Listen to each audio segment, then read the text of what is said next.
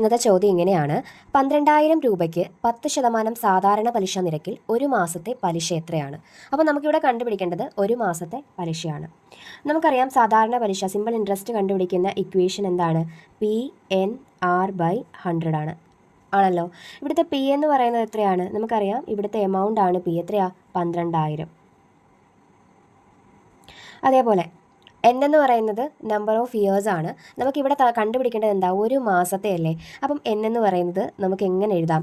മൊത്തം ഒരു വർഷം എന്ന് പറയുന്നത് എത്ര മാസമാണ്? 12 മാസമാണ്. അപ്പം അതിനകത്ത് ഒരു മാസം 1/12.